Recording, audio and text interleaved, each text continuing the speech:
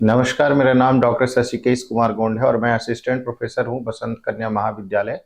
कामाख्या वाराणसी संबद्ध काशी हिंदू विश्वविद्यालय के इतिहास विभाग में। आप सभी का स्वागत है मेरे कोर्स जिसका टाइटल है the economic history of modern India and British Raj. इस कोर्स का हम लोग चौथे मॉड्यूल में है जिसका टाइटल है irrigation, famine and agriculture policy of the British rule. इसके अंतर्गत हम लोग आज तीसरे व्याख्यान में हैं जिसपे हम लोग बात करेंगे फेमाइंस के बारे में। पिछले व्याख्यान में हम लोग इरिगेशन के ऊपर बात कर चुके हैं कि ब्रिटिश भारत में किस तरह की इरिगेशन फैसिलिटीज थी, क्या उसका डेवलपमेंट था, किस तरह का उसका इम्पैक्ट रहा। और आज के इस व्याख्यान में हम लोग बात करेंगे कि कैसे जो है भारत में वो फेमाइन उसका क्या इम्पैक्ट रहा, उसके कॉजेज क्या होंगे और किस तरीके से फेमाइन की कंडीशन हमें अंग्रेजी शासन काल में दिखाई पड़ती है। तो अकालों के ऊपर इसमें हम बात करेंगे, जिसमें मुख्य तौर पे इस व्याख्यान में हम अकाल जो अंग्रेजी काल में पड़े और साथ ही साथ उसके कॉजेस, कारण के ऊपर बात करेंगे। तो मुख्य तौर पे हमारा जो आज के व्याख्यान का जो विषय वस्तु होगा कारण के ऊपर कि क्या कारण रहे हैं। तो अगर हम फेमाइन को देखने की कोशिश करें या अकाल किसको कहते हैं, इसके अगर हम परिभाषा के ऊपर ध्यान दें तो हमें पता चलेगा कि मुख्य तौर पे जो अकाल है वो भोजन की व्यापक गंभीर कमी, कुपोषण, भूखमरी और मृत्यु के कारण बनती है। यह खाद्य संकट का सबसे गंभीर स्तर है जिसे तभी घोषित किया जाता है जब भोजन की कमी से व्यापक मृत्यु दर हो जाती है। तो उसमें हम दो तीन महत्वपूर्ण चीजों के बारे में अगर हम देखें तो अकाल एक ऐसी समस्या हमें दिखाई पड़ती है जो मुख्य तौर पे अगर हम देखें तो खाने का की जो कमी है, इसके अलावा अगर हम देखें तो बड़े पैमाने पे अगर प्राकृतिक तौर पे सूखा या और दूसरे कारणों से जो खाने का शॉर्टेज हो जाता है और बड़े पैमाने पे जब इस कारण मृत्यु होना शुरू होती है तो उसको अकाल की श्रेणी में रखा जाता है या उसे अकाल मानते हैं। तो अगर हम इस कॉन्टेक्स्ट में देखने की कोशिश करें या इसको समझने की कोशिश करें उसके अलग अलग कारणों के संदर्भ में, तो जो अकाल के कारण रहे हैं उन उसमें ऐसा नहीं है कि वो इस तरीके से रहे हों जिसके प्रभाव को कम किया न जा सकता हो, बल्कि अकालों को पड़ने से अगर हम देखें एक हद तक उस पे नियंत्रण करने की कोशिश की जा सकती है। फॉर एग्जाम्पल या अगर हम उदाहरण के लिए ले, जैसे कि अगर किसी खाने की समस्या है या अगर हम देखें खाने की समस्या जिन कारणों से उत्पन्न हो रही है उन कारणों को अगर हम दूर करने की कोशिश करें या इनकी वजह से जिस तरीके से जो लोग हैं वो अकालग्रस्त हो रहे हैं, अकालग्रस्त मतलब इन सब कारणों की वजह से अगर वो मृत्यु तक पहुंच रहे हैं तो उनको कोई भी सरकार अपनी ओर से भरसक प्रयास करती है कि उस तरह की चीजों के लिए वो रोक सके या उस पर नियंत्रण स्थापित कर सके। तो अगर हम देखें का उपाय किया जा सकता है अकाल से बचने के, और साथ ही साथ इसके प्रभाव को भी कम किया जा सकता है। अगर हम देखें कि कोई सरकार का पवित्र मंतव्य हो कि अपने यहाँ इस तरह की कमियों को वो दूर करना चाहती हो तो इसे वो कर सकती है ना। तो अगर हम अकालों के प्रकृति को देखें तो ज्यादातर अकाल तो प्राकृतिक कारणों से हमें दिखाई पड़ते हैं, जिनमें सूखा है, बाढ़ है या इस तरह की परिस्थिति पैदा हो गई जो परिस्थितियां इस तरह से संकट पैदा कर दे जब मनुष्य को खाने या अपनी जीवन यापन करने में कठिनाई महसूस हो रही हो। तो इस तरह की परिस्थितियां उसको अगर भूख से मृत्यु के कगार पे ढकेल दे तो अकाल आता है। लेकिन कई परिस्थितियां ऐसी भी होती हैं जो परिस्थितियां मनुष्यों के कार्यों के द्वारा एक तरीके से निर्मित की जाती हैं और वो साथ में प्राकृतिक कारणों से मिलके उसका जो एक बहुत ही भीषण प्रभाव है वो मानव आबादी पे पड़ता है, जिससे मानव आबादी का एक बहुत बड़ा हिस्सा उससे पीड़ित हो जाता है। तो वो अकाल एक भयावह अकाल हमें दिखाई पड़ता है। और यदि उसको रोकने या उन कारणों के या उनको कम करने या उन प्रभावों को कम करने की कोशिश नहीं की जाती या नहीं की गई तो उसका प्रभाव या अगर हम देखें उसका जो एक बहुत भयावह जो परिणाम होगा वो ये होगा कि लोगों की जो मृत्यु है वो भारी संख्या में हमें दिखाई पड़ेगी। तो अगर हम इस आधार पे देखें अंग्रेजी शासनकाल के संदर्भ में तो ऐसा नहीं था कि भारत में अकाल जैसी परिस्थितियां पैदा न हो रही हो या अकाल न पड़ते हो, अकाल पड़ते रहे थे। लेकिन उन अकालों के संदर्भ में अगर हम बात करें तो अलग-अलग शासकों, अलग-अलग तरह के जो सरकारें थी, उन सरकारों द्वारा उचित कदम उठाए जाते रहे थे, जिसकी वजह से उसके प्रभाव को कम किया जाता रहा। लेकिन एक खास किस्म का जो एक जो टेंडेंसी है, एक चरित्र हमें दिखाई देगा ब्रिटिश शासन काल का या ब्रिटिश व्यवस्था का, उसमें हम देखते हैं कि इस दौरान जो है भारत में लगातार अकाल पड़ते हुए दिखाई देंगे। 1757 से लेके 1943 तक के अगर हम भारतीय इतिहास में अंग्रेजी शासन काल के दौर को देखें तो उसमें अकालों की संख्या में बहुत भारी तौर पे वृद्धि दिखाई देगी, जिसमें भारतीय आबादी का एक बड़ा हिस्सा मृत्यु के समीप पहुंच जाएगा और उनकी मृत्यु होगी। और उसके लिए पर्याप्त जो इतने कदम उठाए जाने चाहिए थे वो सरकारों को नहीं उठाए गए। जैसे अगर हम इस कॉन्टेक्स्ट में भी देखने या इस संदर्भ में भी समझने की कोशिश करें कि भारत, जैसे अभी हम लोग डेफिनेशन देख रहे थे, उस परिभाषा में एक जो महत्वपूर्ण तत्व निकल के आया, वो महत्वपूर्ण तत्व था खाद्यान्न संकट। तो भारत जैसे देश के लिए खाद्यान्न संकट या भूखमरी का होना एक अपने आप में ही बहुत बड़ा आश्चर्य का विषय हो जाता है, इस परिप्रेक्ष्य में कि भारत एक संसाधन संपन्न देश है या संसाधन संपन्न देश था उस समय की भी अगर हम बात करें, जहां बड़े बड़े उपजाऊ जमीनें हैं, खेती के लिए नदियां हैं, अगर हम देखें पानी से भरी हुई, जिनका खेती में उपयोग किया जा सकता है, उनके द्वारा लाई गई मिट्टी के ऊपर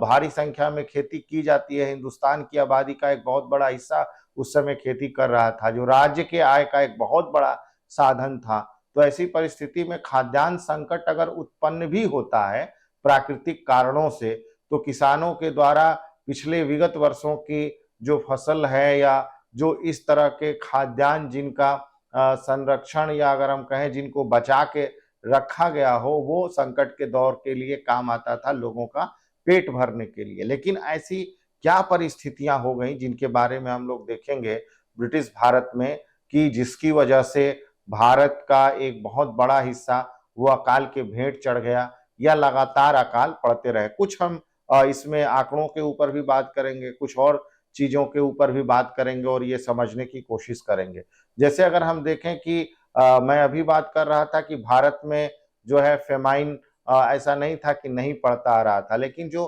भारत में अंग्रेजी सरकार की जो नीतियां हैं, उन नीतियों की वजह से इस तरह की चीजें बहुत तेजी से बढ़ गई। अगर हम कहें कि वो पर्याप्त दिखाई पड़ती हैं अकाल के संदर्भ में, और सरकार द्वारा उस तरह से कोई पर्याप्त कार्य नहीं किए गए उस तरह के अकालों के प्रभाव को कम करने को लेकर, जिससे भारत में अकाल जो है वो लगातार पड़ते रहे। इसके अलावा अगर हम देखें, इसका एक सबसे बड़ा उदाहरण हमें दिखाई देता है भारत में, वो हमें दिखाई देता है एक तो अकालों का लगातार आना, और साथ ही उसमें जो सबसे बड़ा महत्वपूर्ण जो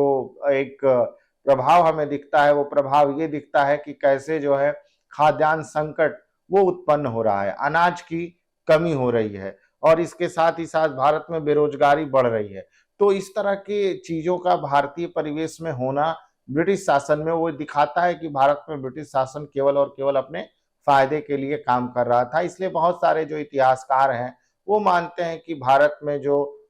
अकाल पड़े, वो अकाल प्राकृतिक कारणों से कहीं ज्यादा अंग्रेजी शासन और प्रशासन की जो नीतियां हैं, उन नीतियों से कहीं ज्यादा प्रभावित हमें दिखाई पड़ते हैं। जैसे अगर हम देखें, भारत में अगर कभी सूखा पड़ जाए तो खेती प्रभावित होती है, भारत में कभी बहुत बड़े पैमाने पे बाढ़ आ जाए तो खेती प्रभावित होती है, आग लग जाए, या इसके अलावा अगर हम देखें कि इस तरह का जो टिड्डी अटैक करते हैं, जो फसलों को खा जाते हैं, इस तरह के टिड्डे अगर वो बहुत भारी संख्या में आते हैं तो उससे फसल बर्बाद हो जाती है। या अगर हम देखें कि बहुत सारा ऐसे तूफान आ जाता है या और भी प्राकृतिक कारण भूकंप वगैरह आ जाता है, उसकी वजह से फसलों के उत्पादन को प्रभावित होते हैं, तब जो है इस तरह का संकट उत्पन्न होता है। लेकिन अंग्रेजी शासन काल में अगर हम देखें, मुख्य तौर पे खाद्यान्नों की जो लगातार कमी है, उत्पादन कृषि क्षेत्र का वो लगातार जो घटना हुआ, या जो भारतीयों के पास एक तरीके से रोजगार के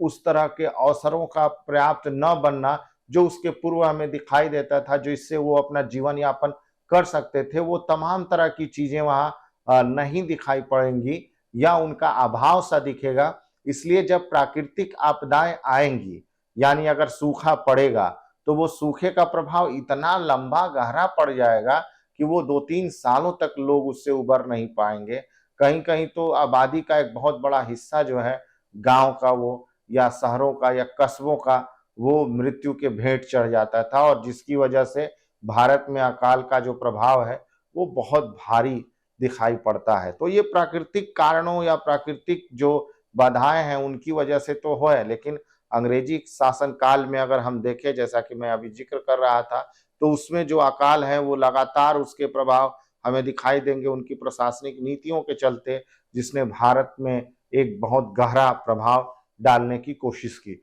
उसी तरीके से अगर हम देखें, बहुत सारे ऐसे जो इतिहासकार हैं, या अगर हम देखें अंग्रेजी शासन काल में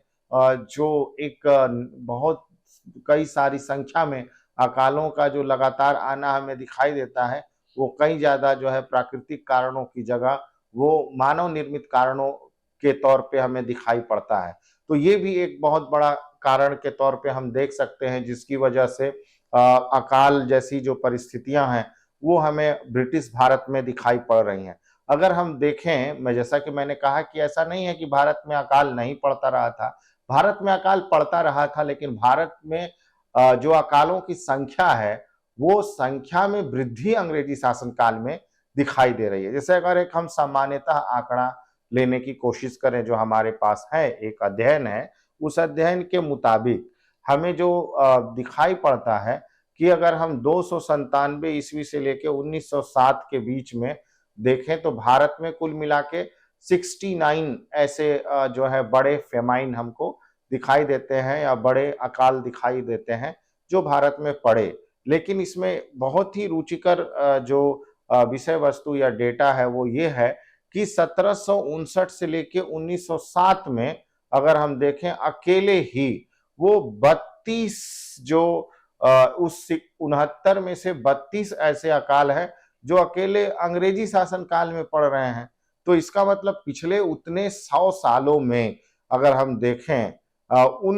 उसमें एक बड़ी संख्या में दिखाई पड़ेगी कि जहां पे 1000 से अधिक साल में अकाल की संख्या बहुत कम है, और जबकि अंग्रेजी शासन काल के 100 वर्ष या 200 वर्षों से भी कम जो कालखंड है, उस कालखंड में अकालों की संख्या लगातार बढ़ती चली गई। उसी तरह से एक और आंकड़ा है जो हमें बताता है कि 11वीं से 14वीं शताब्दी के बीच जो है भारत में जो अकाल है वो तकरीबन 14 ऐसे बहुत ही बड़े अकाल पड़े भारत में, जिससे भारतीय आबादी प्रभावित रही। लेकिन अगर वहीं देखें अंग्रेजी शासन काल में उनकी संख्या दिन प्रतिदिन बढ़ती चली गई। जैसे अगर हम देखें, अकेले ही 20 ऐसे बड़े जो अकाल है वो केवल शुरुआती दौर में ही हमें दिखाई देते हैं। 49 वर्षों में 1860 से 1908 में 20 बड़े अकाल भारत में पड़ रहे हैं अंग्रेजी शासन के दौरान, जो हमें दिखाता है कि किस तरीके से अंग्रेजी शासन की जो नीतियां हैं उन नीतियों ने भारत में भारतीय लोगों का एक तरीके से अकाल वाली जो परिस्थितियां हैं उन परिस्थितियों में उनको ढकेलने का काम किया। तो एक बहुत बड़ा कारण के तौर पे दिखाई पड़ता है। उसी संदर्भ में अगर हम देखें,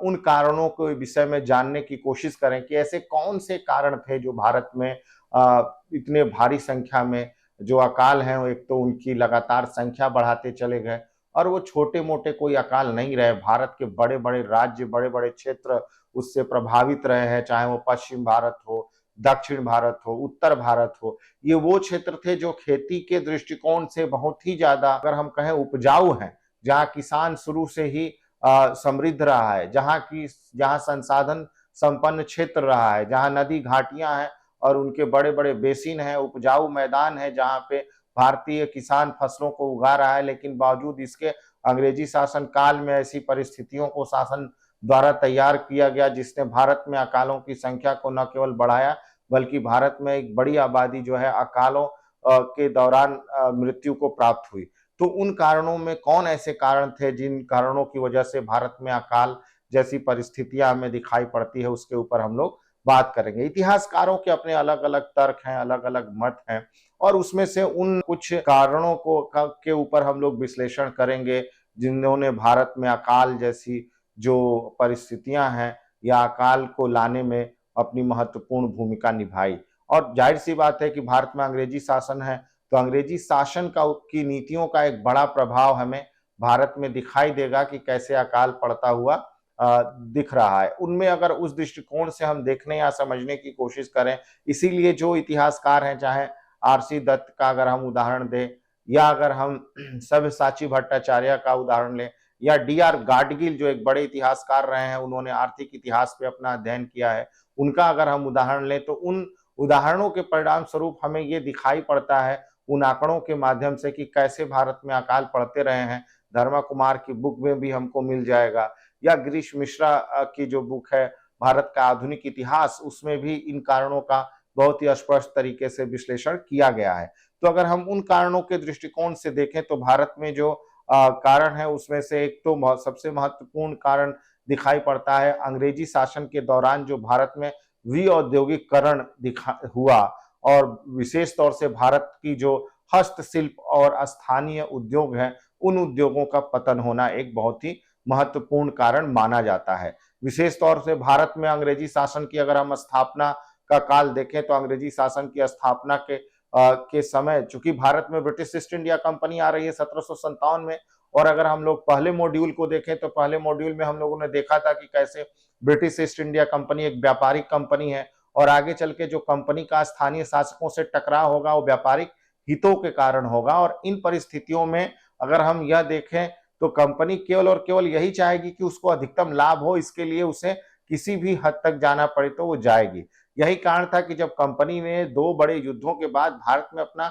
साम्राज्य स्थापित किया, तो वो राजनीतिक नियंत्रण केवल और केवल कंपनी के लिए इसलिए था कि वो भारत में एक तरीके से अपने साम्राज्य के साथ साथ व्यापार को बढ़ा सके। तो वो जाहिर सी बात है कि भारत में जब कंपनी का शासन स्थापित हुआ, तो उस कंपनी के शासन में जिस तरीके से उन्होंने अपने व्यापार को ज्यादा महत्व दिया, न कि भारतीय व्यापार को, और ये एक बहुत बड़ा कारण बनता है भारत के जो स्थानीय जो उद्योग है, जो हस्तशिल्प उद्योग है, उन उद्योगों के पतन का वो कारण बनता है। और उसमें मुख्य तौर पे अगर हम देखें तो एक सबसे बड़ा कारण यही है कि जो इंग्लैंड में जो उस समय औद्योगिक क्रांति हो रही है, जो कि भारतीय बाजार के दम पे हो रही है, भारत में बड़े पैमाने पे जो अंग्रेजी वस्तुएं हैं न केवल उनका आयात हो रहा है, बल्कि दूसरी तरफ अगर हम देखें तो भारतीय बाजारों में उनको ले आया जा रहा है, जो जहां पे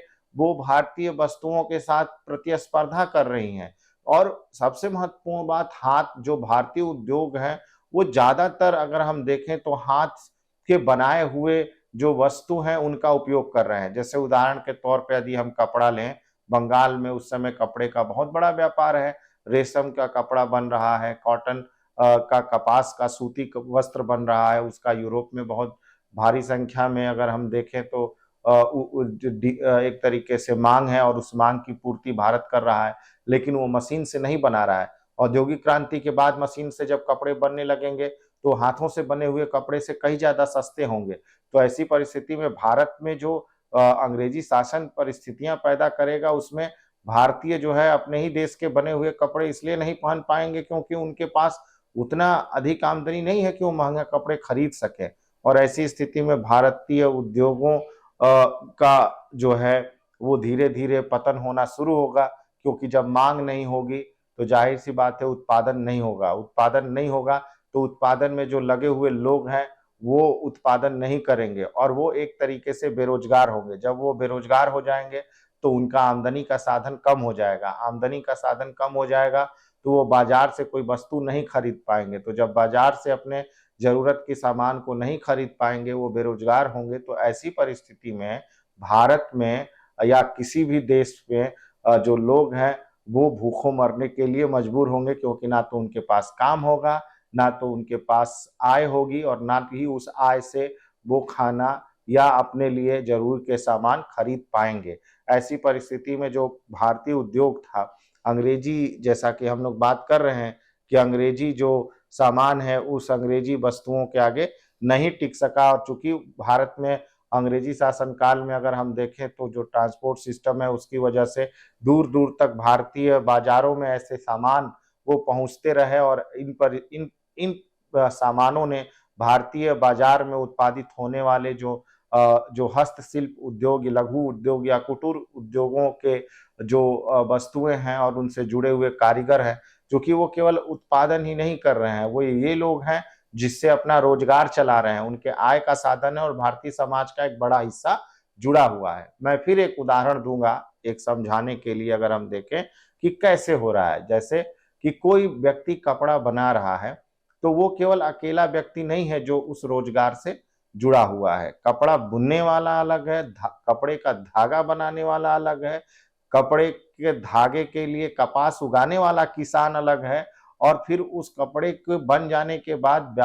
जब दुकानों तक पहुंच के व्यापारी और फिर जो है उपभोक्ता तक पहुंचता है वो अलग है। तो इतने लोग इससे जुड़े हुए हैं जिनसे उनका घर और परिवार या उनका रोजी रोटी चलता है। और ऐसी स्थिति में भारतीय उद्योग यदि अंग्रेजी वस्तुओं के सामने नहीं टिक पाएंगे तो इतने लोग जिनका अभी हम जैसे देख या समझ रहे थे, भारतीय समाज का एक बड़ा वर्ग जो उस पर निर्भर है, चाहे वो विविंग क्लास या जुलाहा वर्ग हो, या भारत में जो बुनकर वर्ग है वो जुड़ा हुआ, या हर एक तरह के हस्तशिल्प उद्योगों से जुड़े हुए लोग, उनका रोजगार खत्म होगा, उनकी आय खत्म होगी, और इसकी वजह से भारत का एक बड़ा वर्ग जो है उसके पास खाने की कमी उत्पन्न होना शुरू हो जाएगी। तो ये एक बड़ा कारण हमें दिखाई पड़ता है। इसके साथ ही साथ एक जो महत्वपूर्ण कारण और जो दिखता है वो दिखाई पड़ता है हमें कि किस तरीके से एक जो आत्मनिर्भर भारतीय ग्रामीण अर्थव्यवस्था है, उस आत्मनिर्भर भारतीय ग्रामीण अर्थव्यवस्था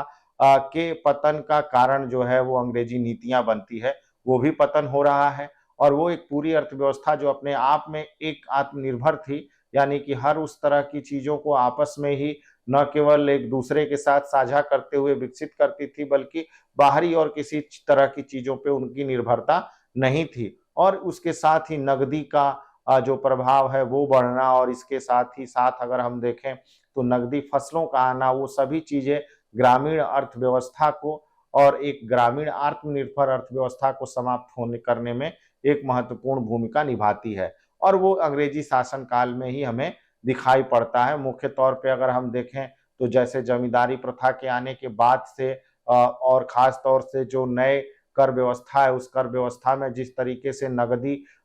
लगान या भू राजस्व को वसूले जाने की जो प्रथा शुरू होती है, उसका प्रभाव पड़ता है। और एक जो जजमानी व्यवस्था हमें दिखाई पड़ती है भारतीय ग्रामीण परिवेश में, वो जजमानी व्यवस्था टूट जाती है नकदी भुगतान के आने की वजह से, क्योंकि पहले ऐसा नहीं था। पहले अनाज या उसकी जगह और चीजें दे के काम चल जाता था, लेकिन इसके बाद जो है अंग्रेजी शासन ने नकदी पे ज्यादा जोर दिया, और उसकी वजह से हर एक तरह की जो सुविधाएं हैं उन सुविधाओं को प्राप्त करने के लिए नकदी का होना अति आवश्यक है। ऐसी स्थिति में इस तरह की भूमि व्यवस्थाओं और उससे जुड़े हुए जो किसान थे, उन किसानों की स्थिति दिन पे दिन वो एक तरीके से बदलती चली गई। तो जो भारतीय ग्रामीण अर्थव्यवस्था का एक पूरा परिवेश हमें दिखाई देता है, जिसमें भूमि के मालिकाना हक से संबंधित, और इसके साथ ही साथ भूमि पे उत्पादन संबंधित और भूमि से जुड़े हुए लोगों की अलग अलग आजीविका के संबंधित, वो सब अंग्रेजी शासनकाल में हमें बदलता हुआ दिखाई देगा। चाहे वो उत्पादन हो, चाहे उत्पादन से लिया जाने वाला अगर हम देखें कर हो। यही कारण है कि कई सारी ऐसी परिस्थिति में जो भारतीय किसान है वो जमींदारों और इसके साथ साहूकारों और महाजनों के शोषण का शिकार होगा, और इसकी वजह से वो अपनी भूमि को बचाने के लिए ऐसी फसलों का उत्पादन शुरू करेगा जो फसलें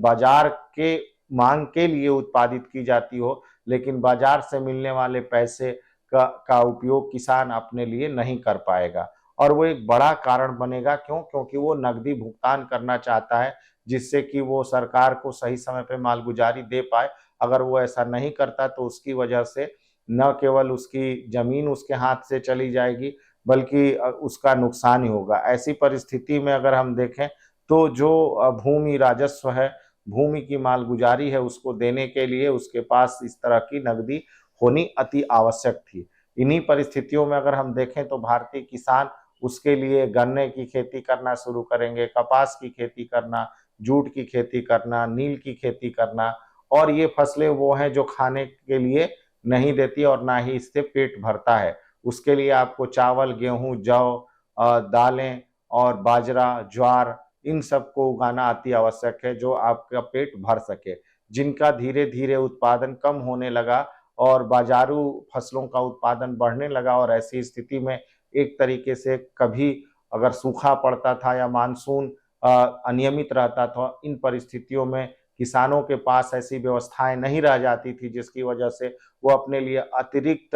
अनाजों को रख सकें संकट के समय में, जिससे फूड या अगर शॉर्टेज कहें या अगर हम कहें खाद्यान्नों की कमी, वो हो जाती है, और इस वजह से जो है भारत में हमें अकालों का प्रभाव ब्रिटिश भारत में दिखाई पड़ता है, जो एक कारण बना। और इसके पीछे कारण वही है कि कैसे जो अंग्रेजी शासन की नीतियाँ रहीं, उन्होंने किसानों को भी प्रेरित किया कि किसान इस तरह की फसलों को उगाएँ जो बाज़ार की पूर्ति कर सके। तो किसान जहाँ आम जनता के पेट के अगर माँग की भूख को शांत करने के लिए अनाज उत्पादन कर रहा है, उसकी पूर्ति की जगह अब वो बाज़ार की माँग की पूर्ति करना शुरू करेगा, जिसकी वजह से इस तरह का खाद्यान्न संकट उत्पन्न होगा और अकाल आएगा। दूसरा एक इसी से जुड़ा हुआ महत्वपूर्ण कारण एक हमें दिखाई पड़ता है, तीसरा अगर हम देखें तो जो सरकार द्वारा नई भू राजस्व व्यवस्थाएँ बनाई गई, जैसा कि मैंने कहा अलग-अलग जो भू राजस्व व्यवस्थाएँ भारत के अलग-अलग क्षेत्रों में बनाई गई। हम लोगों ने पिछले मॉड्यूल में पढ़ा कि कैसे रैयतवारी, महालवारी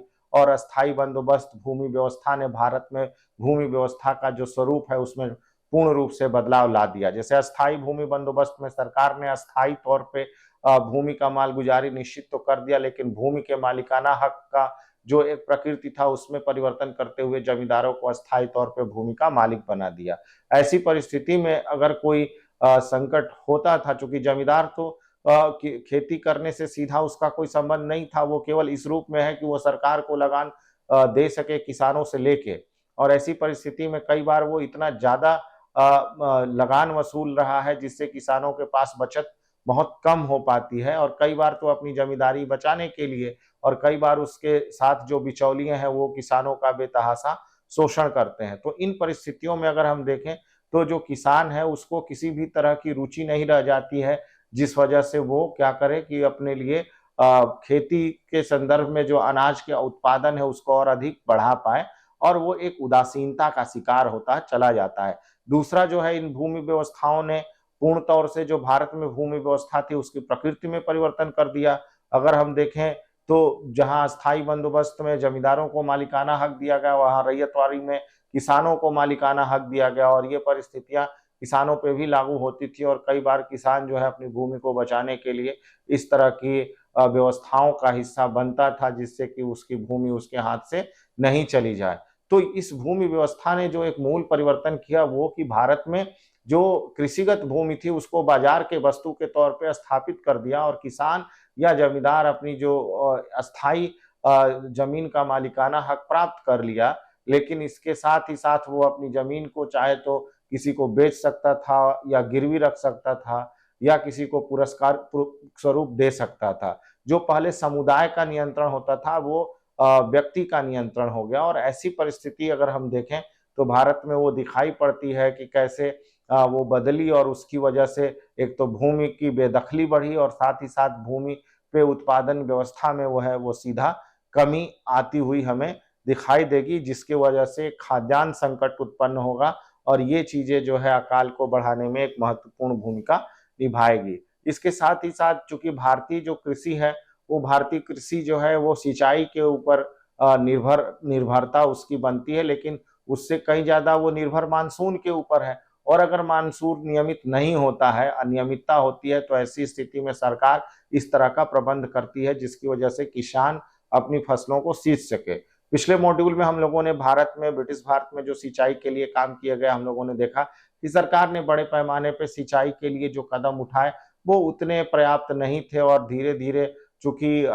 बजट का या अगर हम कहें पैसे के अभाव के चलते या ये एक तरीके से उनके लिए ज़्यादा ज़रूरी काम नहीं था अपेक्षाकृत उस तरह के काम जिससे उनके बाज़ार का विस्तार होता हो, जैसे रेलवे की वजह से। तो वो उन्होंने उन चीज़ों पे ज़्यादा फ़ोकस किया जो उनके फ़ायदे के लिए ज़्यादा हो, और केवल इसे अति आवश्यक कार्यों के अंतर्गत रख दिया गया, जिसमें किसानों को के लिए ज़रूरी सिंचाई सुविधाओं का विकास करना उनके लिए ज़रूरी उतना नहीं समझा गया, बल्कि केवल उतना कि अगर वो यहाँ शासन कर रहे हैं तो हाँ, हमें खेती से अगर लगान वसूल करना है तो ऐसी स्थिति में इस तरह की सिंचाई सुविधाओं का विकसित किया जाना चाहिए। लेकिन जितने स्तर पे बड़े पैमाने पे किया जाना चाहिए वो नहीं कर पाए। भारत में इससे पहले ऐसा नहीं था कि सिंचाई की बहुत सारी सुविधा थी, लेकिन जितनी भी सुविधाओं को विकसित किया गया वो किसानों के कल्याण के दृष्टिकोण के लिए विकसित किया गया। तो एक जो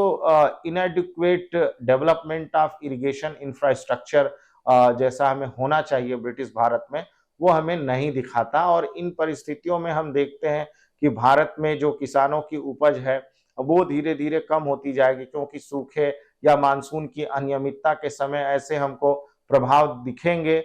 जिसकी वजह से एक तो खाद्यान्न उत्पादन कम होगा, दूसरा सूखे की समस्या बढ़ेगी, और तीसरा अगर हम देखें तो ऐसे कई सारे कारण होंगे जिनकी वजह से किसानों के पास अनाज नहीं रह पाएगा, क्योंकि उनसे बहुत नियमित तौर पे लगान वसूला जाता रहेगा, चाहे वो संकट का समय काल क्यों ना हो। तो ऐसी परिस्थिति में अगर हम देखें बड़े पैमाने पे जो किसानों से एक तो भू राजस्व की वसूली करना, सिंचाई की सुविधाओं के अभाव का होना और कड़ाई से उनका अनुपालन करना और किसानों को किसी तरह से राहत न देना, वो भारत में ब्रिटिश शासन की नीतियों की वजह से पड़ने वाले अकालों की संख्या को बढ़ाने का एक महत्वपूर्ण कार्य बनता है, जो एक आगे चल के हमें दिखाई पड़ता है। इसके अलावा और भी कुछ कई कारण हो सकते हैं जिनका जिक्र अलग अलग पुस्तकों में हमें दिखाई पड़ता है, जैसे कि भारतीय किसानों के पास अतिरिक्त उत्पादन का न होना, जिससे वो संकट के समय इसको अपने उपयोग में ला सकते हैं, और भारत में किसानों का जो शोषण हो रहा था अंग्रेजी शासन की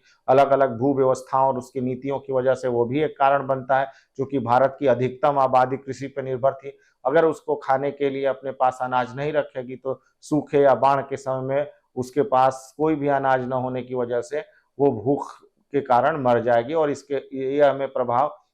दिखाई पड़ता है जिस तरीके से भारत में जो कृषि के संदर्भ में जो भूमि व्यवस्थाएं हैं वो इसके लिए जिम्मेदार बनती है और अकाल आता है। उसी तरीके से जो भारत में मालगुजारी व्यवस्था थी, जिसका मैं अभी जिक्र कर रहा था कि कैसे जमींदारों और बड़े बड़े महाजनों का वो शोषण का एक कारण बनती है किसानों के लिए, कि वो लोग मालगुजारी चुका नहीं पा रहे हैं और ऐसी स्थिति में कई बार अपनी जमीनों को गिरवी रखते हैं। जो बाजार है उसका विस्तार होना, जैसे रेलवे का आना, टेलीग्राफ का आना और दूसरे ऐसे संचार के साधन जब विकसित हो रहे हैं, तो एक से दूसरे जगह भारी संख्या में जो अनाज है वो निर्यात किया जाता रहा है, और ऐसी परिस्थिति में हम देखते हैं कि अनाजों का एक से दूसरे जगह आना या ले जाने की वजह से उस स्थानीय स्तर पे कमी के कारण भारी संख्या में अकाल का जो प्रभाव है वहां पड़ रहा है, और ऐसी स्थिति में एक बड़ी आबादी भूखों मरने के लिए मजबूर हो जाती है। तो ये उपयुक्त कारण रहे थे जिन कारणों की वजह से अंग्रेजी शासनकाल में